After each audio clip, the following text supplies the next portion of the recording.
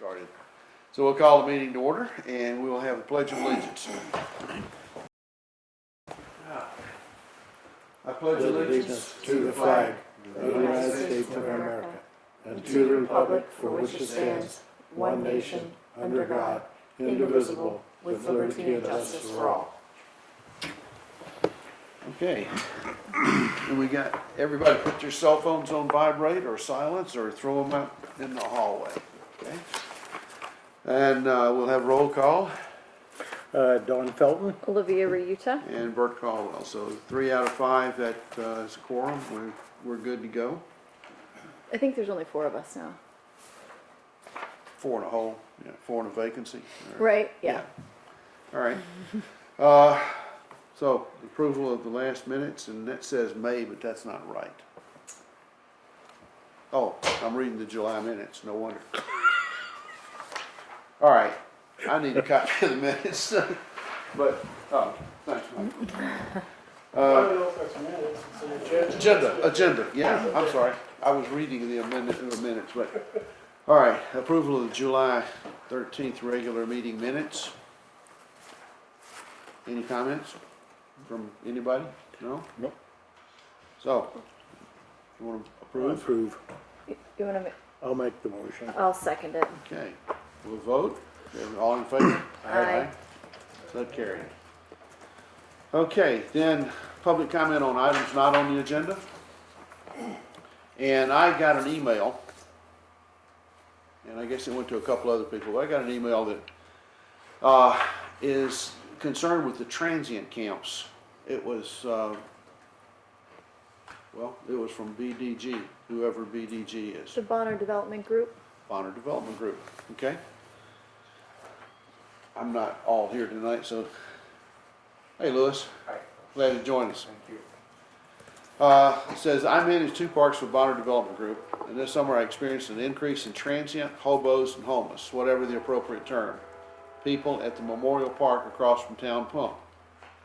Many of these people hang out at Memorial Park each morning waiting for the bus and leaving behind trash, empty beer cans, you name it. In a nutshell, I've communicated with the Missoula County Sheriff's Department, Gene Curtis, Mountain Line, Mountain Rail Link, Town Pump, FWP, and the MDOT regarding the increase in homelessness in the Bonner Milltown area. Increase coincides with the free bus fare. The GM at Mountain Line will probably dispute this, however. The people who camp behind Town Pump and behind the Bonner Post Office and adjacent to the bank all move between Bonner and Missoula via Mountain Line. I witness this on an almost daily basis throughout the summer. How can we curtail the problem?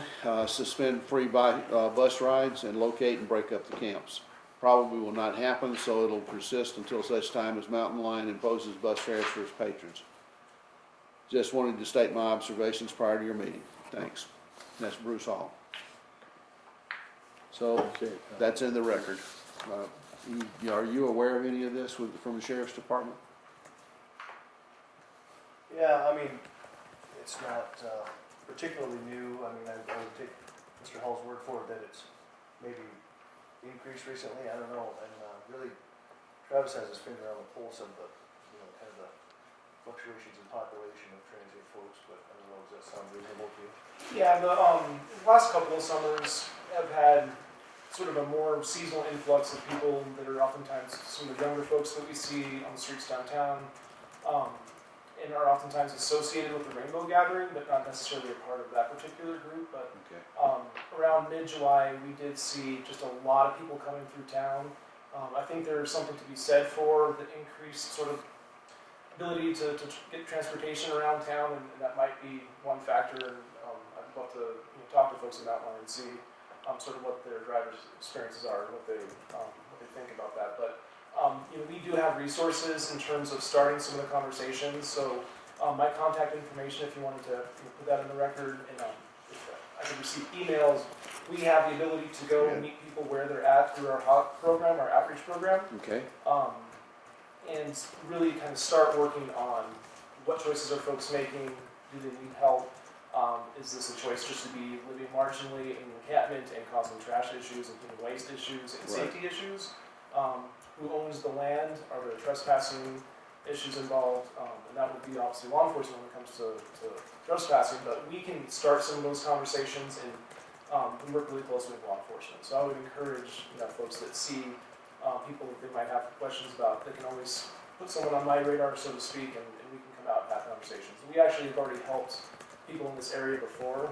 There's a guy under the bridge as you come out to East Missoula who was getting meals delivered to him by kind community members, and when he had an injury, we were able to help get him to the appropriate place. But those are the kind of situations that we can see if there's room for us to help and also hold people accountable. That's good to know. I didn't know that was relevant to us.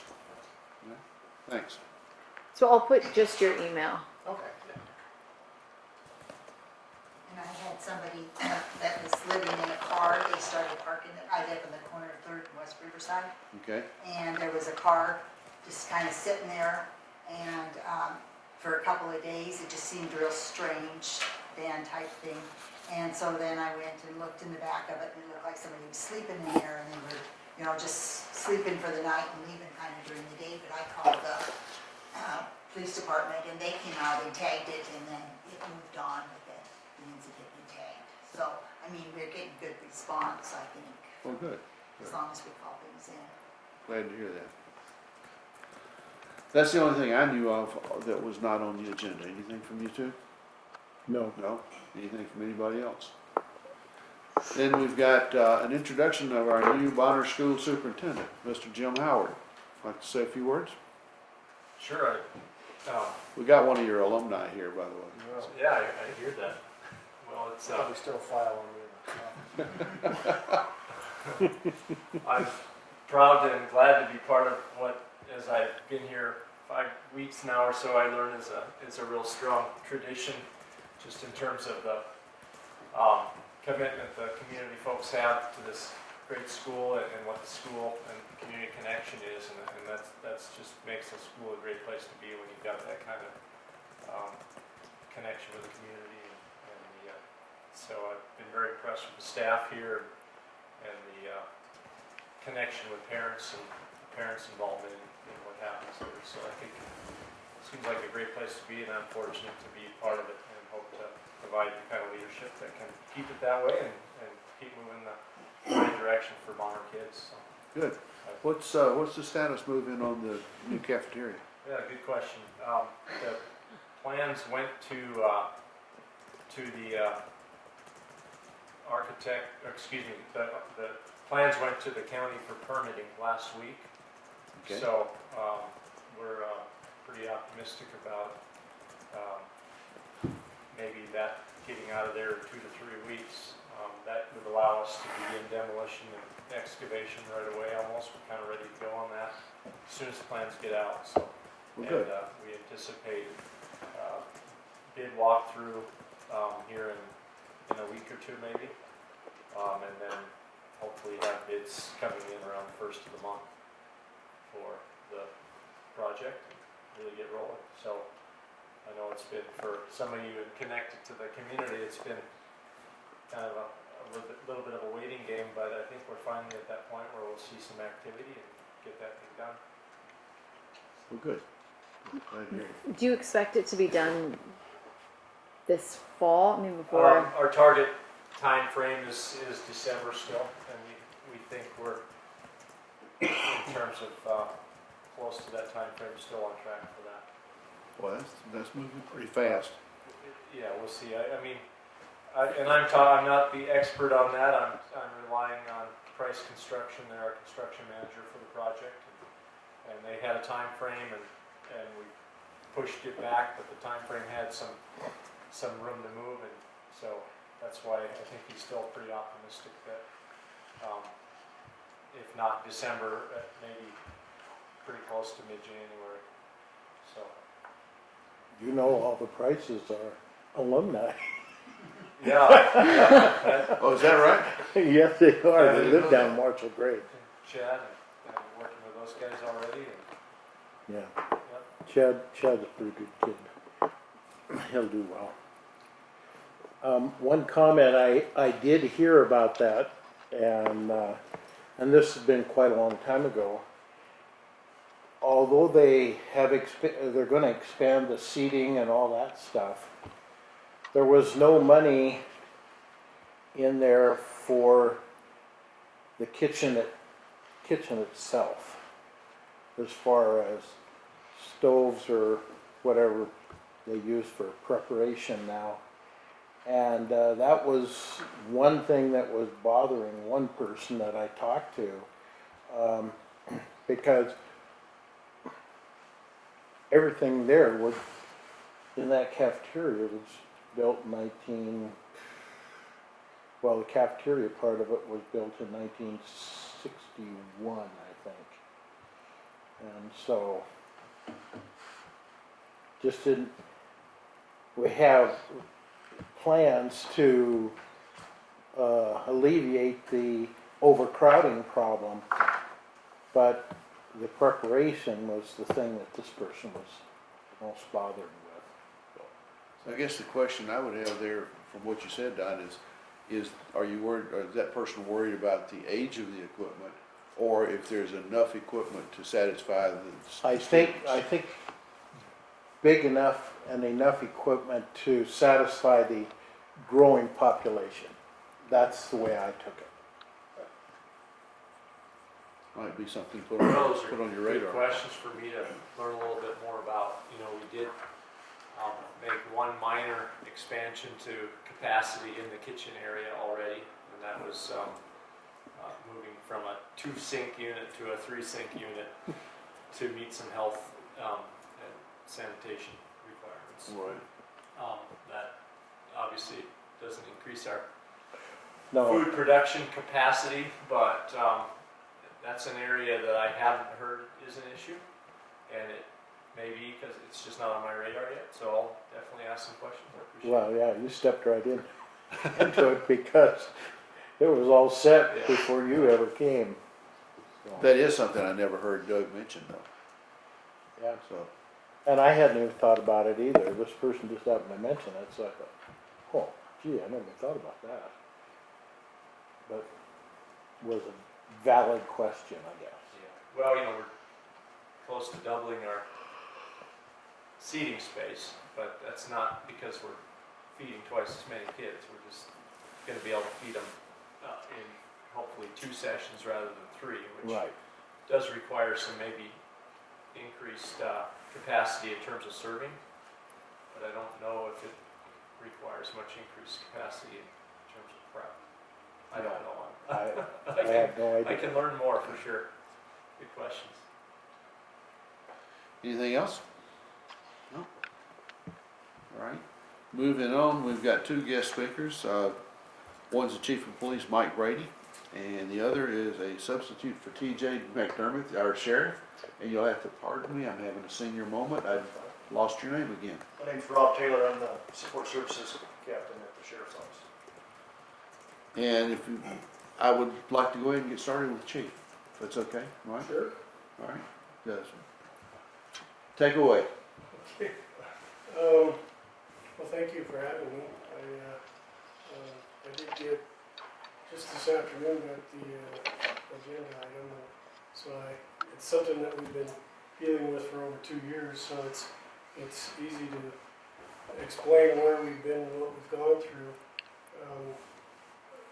May 7th of this year, we completed, we sustained compliance in how the department handles sexual assault cases. We were under a DOJ agreement for the last couple of years to do so.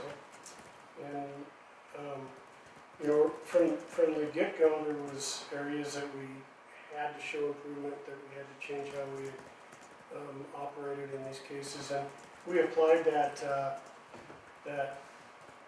change to all of our cases involving criminal activity. We didn't just change the way we handle sexual assault cases. We changed the way that we treat victims of all crimes, and we did that in a more of a community-wide effort. We had certainly had buy-in from all the other law enforcement agencies in the area, even though the sheriff's department wasn't actually bound by any agreement. They participated in our efforts to change things here in the community.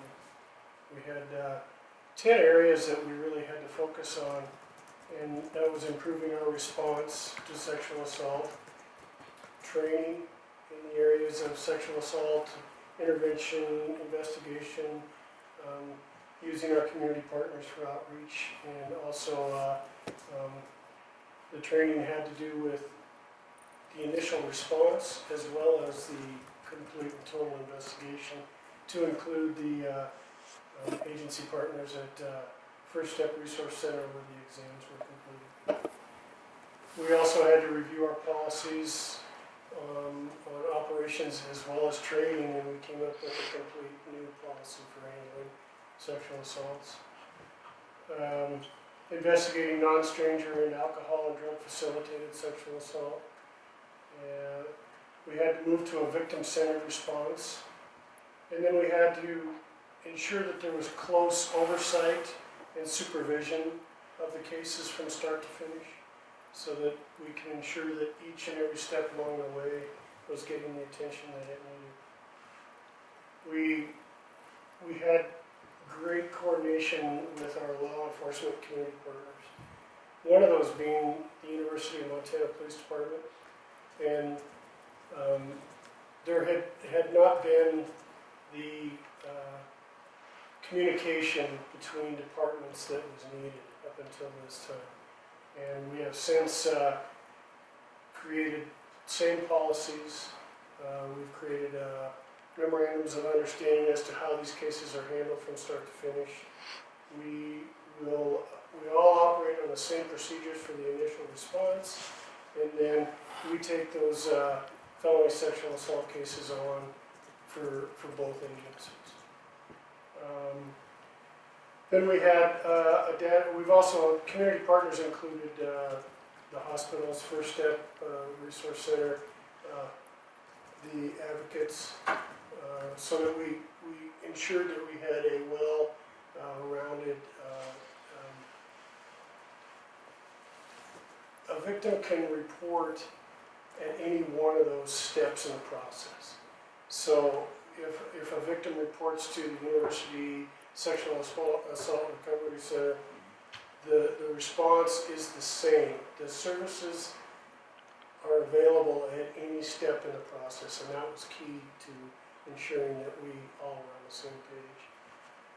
There's a portion of this that was data collection and reporting, and then one of the other important pieces of what we do and continue to do is it's called an external review panel, and that's where members outside of law enforcement review our cases.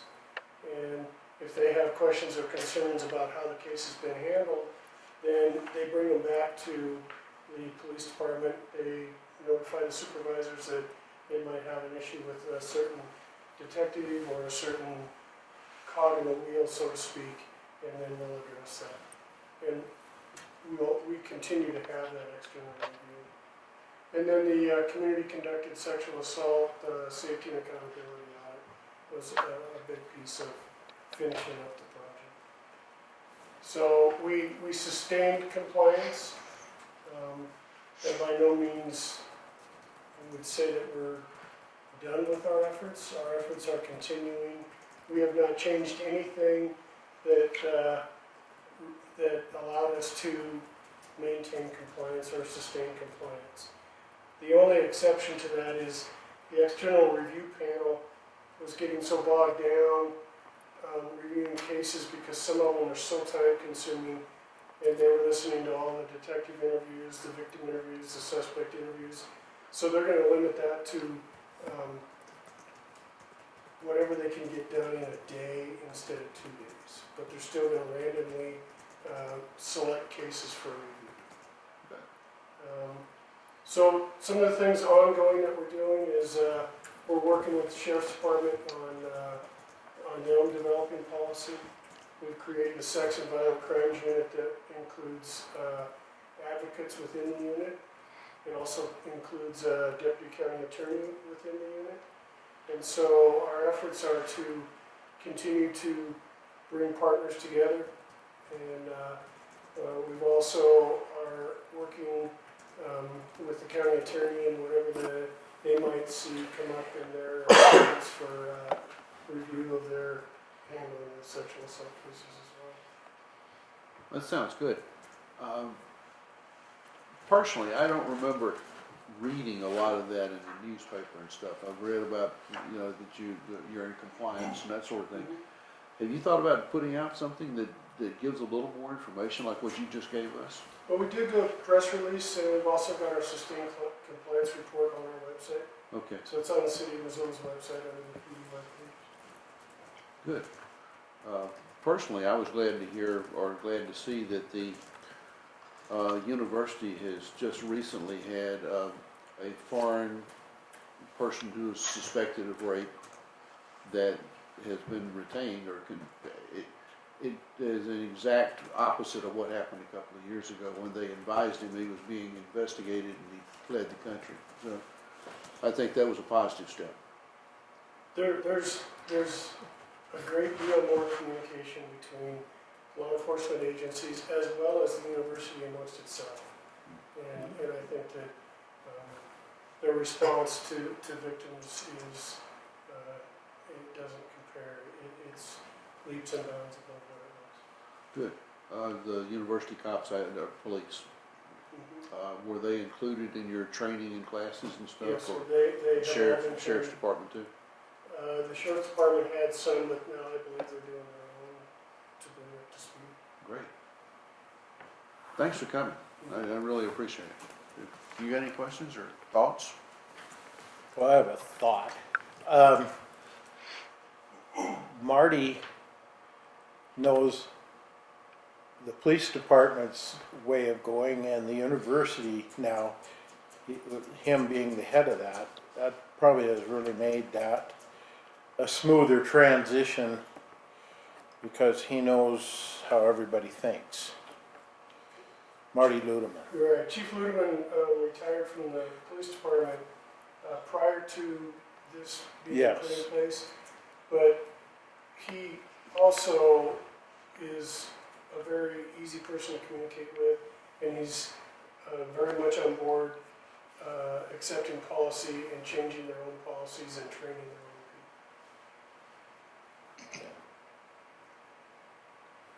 Probably not politic, but I'd like to ask, did you ever have one of these aha moments in the middle of all this, and you say, why didn't we think of this years ago?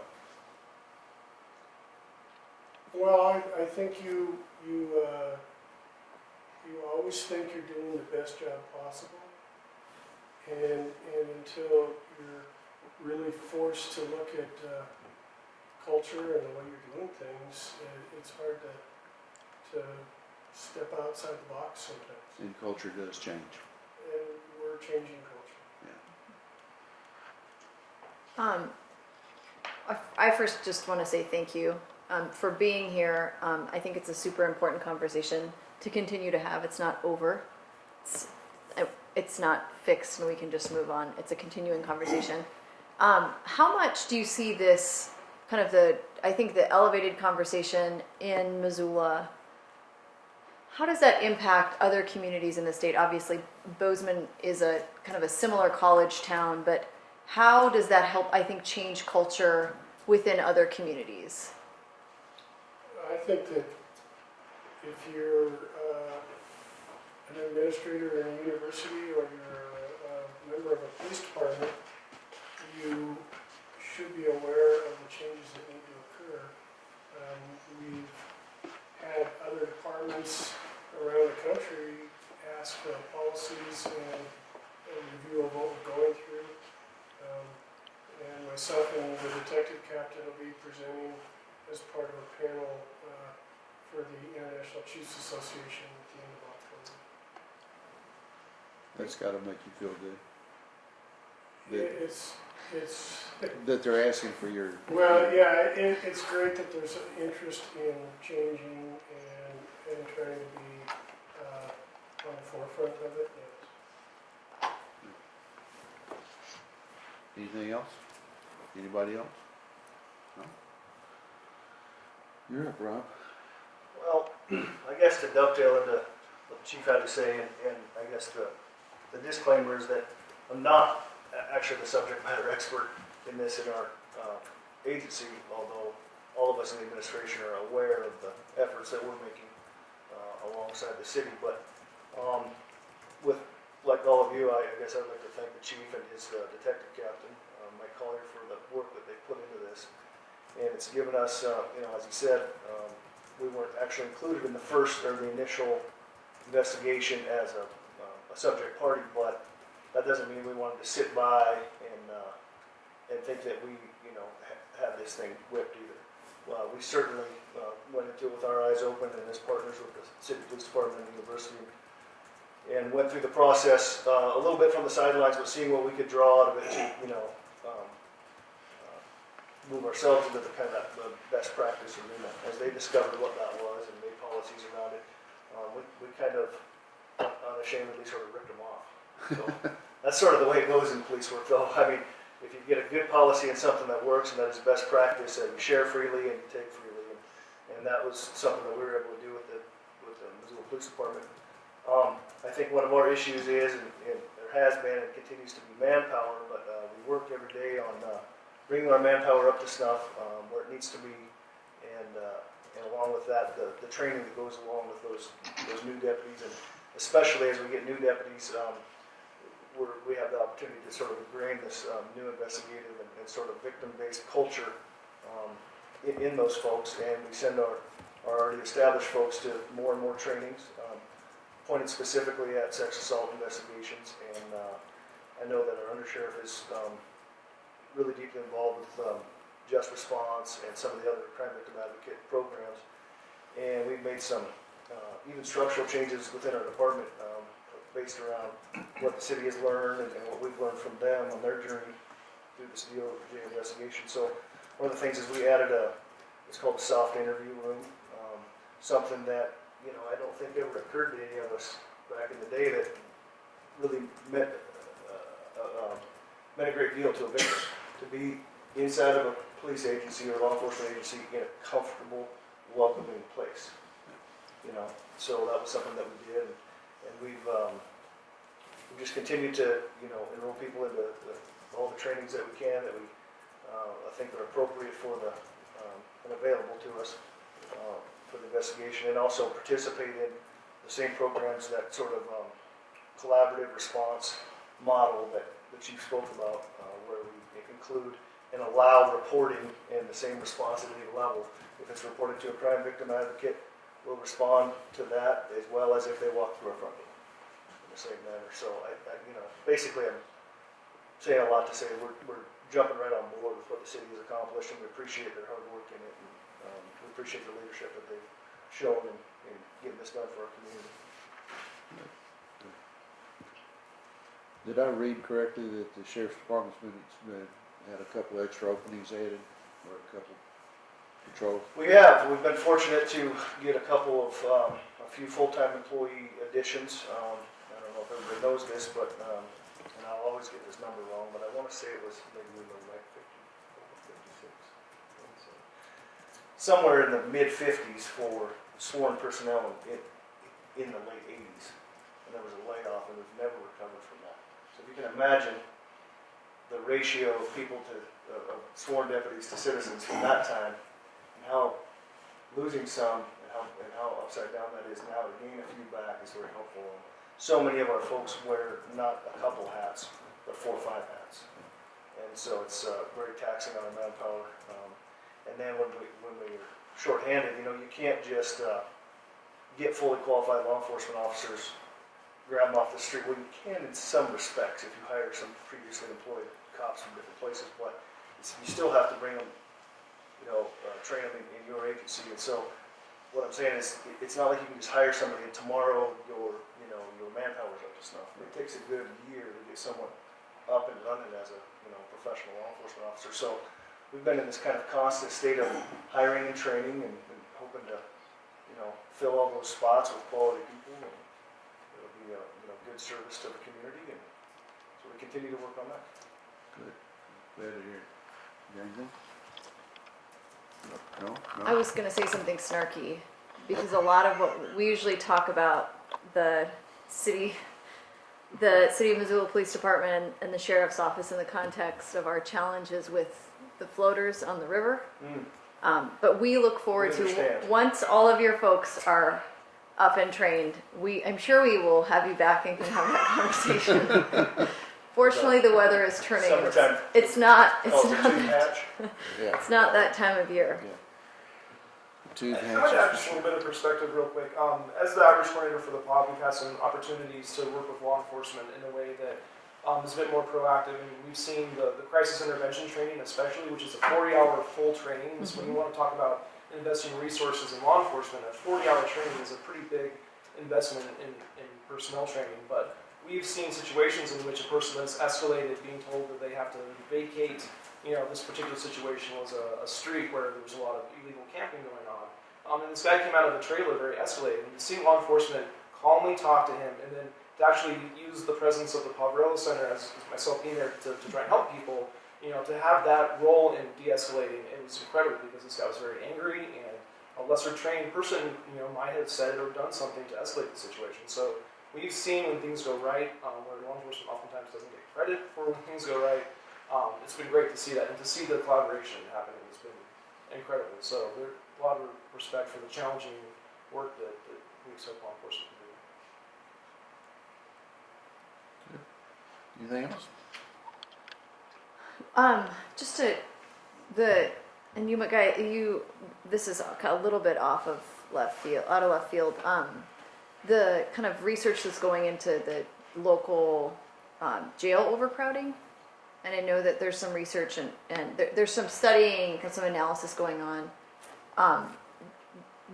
Do you guys know when that is expected to be done? I think that's an interesting conversation. That In March, I think. So In March? part of the conversation is a grant, feasibility. I don't want to speak out of turn necessarily, but that process is going to go into March where they're looking at a lot of data. So there was a recent study. Rachel is the person here in the county attorney, or the county office, looking at a lot of that information, and it's been really interesting because the recidivist rates, have to do with a lot of different things. Lack of treatment options for people with addiction, untreated mental health issues. There's a lot of challenges in housing is a big one. So the affordability of housing, but there's a lot of data being generated so that whatever recommendations come out is data driven. It's not just something that we're looking at, recreating something. This is data driven, evidence based approaches to trying to increase infrastructure. thanks. From a law enforcement perspective, okay, are you guys doing anything to try to not put people in jail? Different than you were doing? Oh, absolutely. I mean, I guess at the base of it, some folks, in the interest of public safety, when they act out in such a way, they need to be put somewhere. I agree. So there's always going to be that sort of baseline need for a jail. But there's certainly a lot of alternatives, and I like to think that our folks, and I recall, I've been doing this just about 20 years, and I know Mike's been doing it longer than that. And as we grew up in this profession, there was always a lot of emphasis and I guess reward put on establishing your ability to sufficiently protect the public, modify behavior, and use the least intrusive means possible.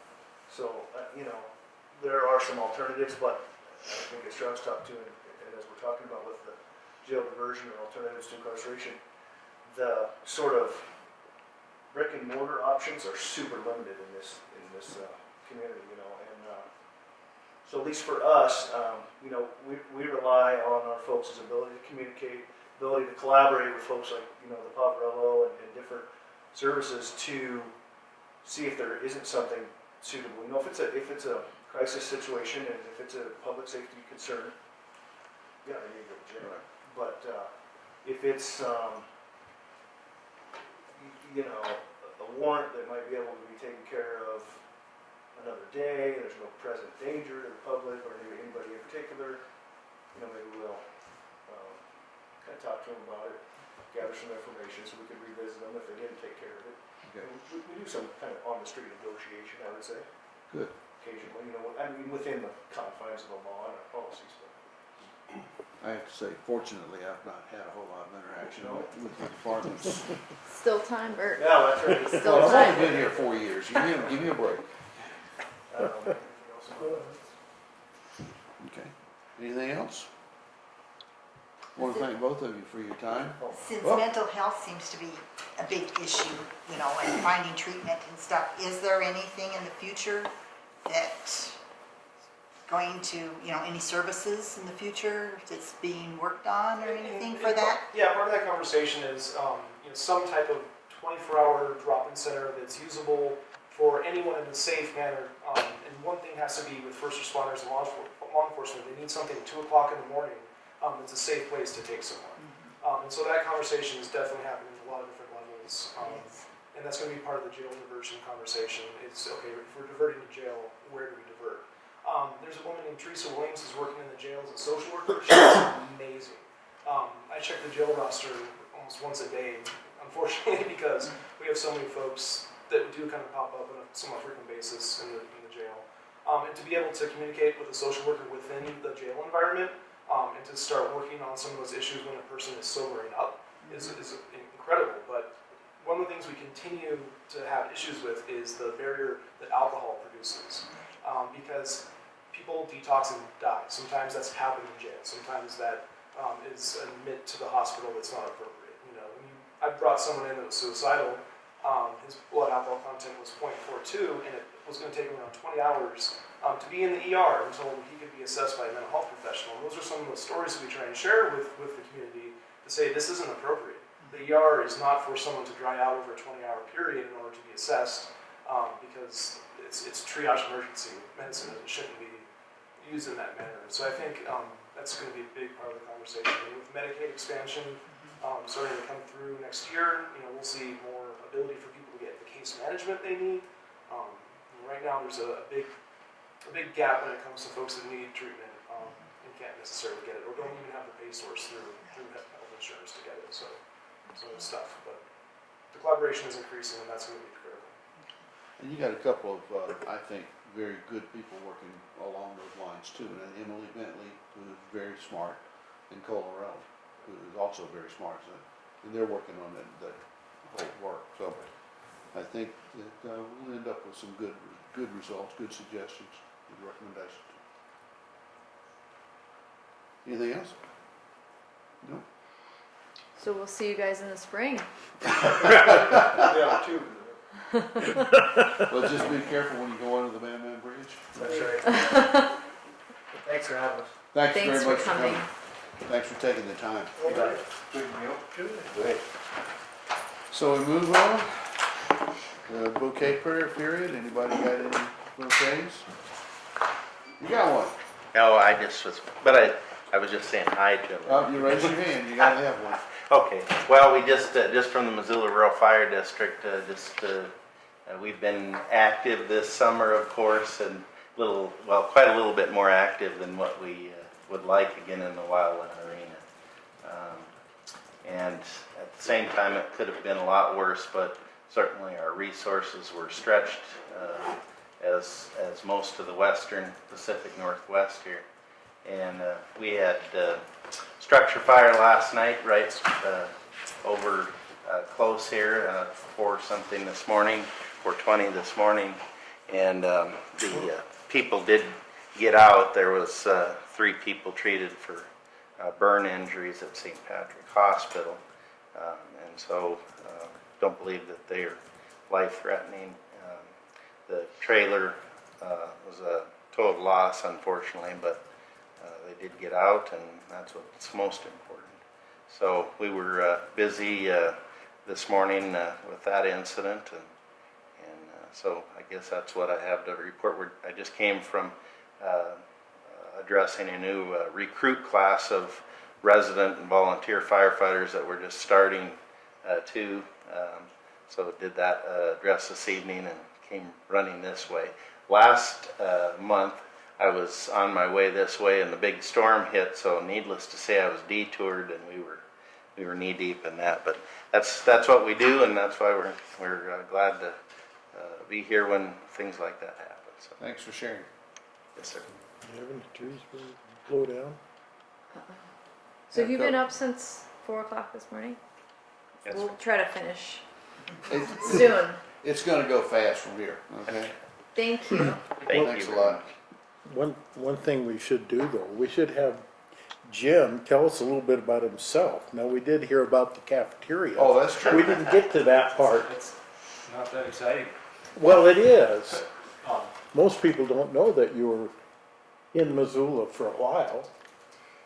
Yeah, well, I have roots in sort of my whole life bounced between Montana, Wyoming, and some Minnesota. Born in Minnesota, lived there till I was 16, and my family moved to the West, and I fell in love with the West at about that age. So, married a Montana girl. So, and we both of us started our teaching careers at Valley Christian in Missoula. So, that's kind of what started us in this area, and 3 of our 5 children were born in Missoula.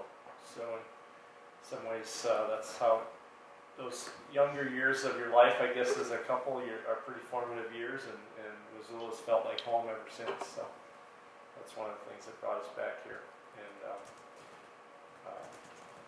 let's see, my last 5 years, I served as a principal, 712 principal in Fort Benton. And then the last 5 years in Gillette, Wyoming, as an associate high school principal. So that's kind of the circuitous route to Bonner for me.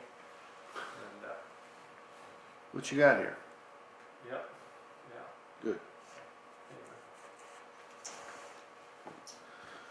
Anyway. Okay, moving on. Is that okay, Don? We can That's move fine. on now? That's fine Okay, now. great, thank you. Treasurer's report, we got $1,507.93, so I was, told me by Chuck that that's the right number. And we are supposed to get money from the county sometime pretty soon, so that'll be good. Communications, there are none. Discussion items, there are none. Action items, there are none, so having a quorum is not an issue. Public comment, any additional public comment? Come on, Louis, you haven't said anything. Okay.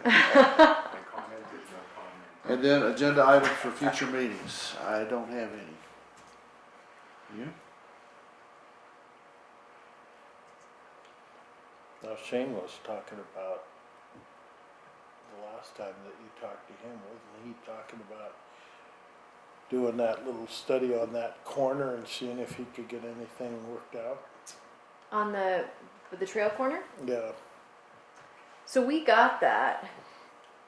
I don't have all that stuff with me. So they did the estimate on what it would cost. The backstory is, and we'll talk about this on another time.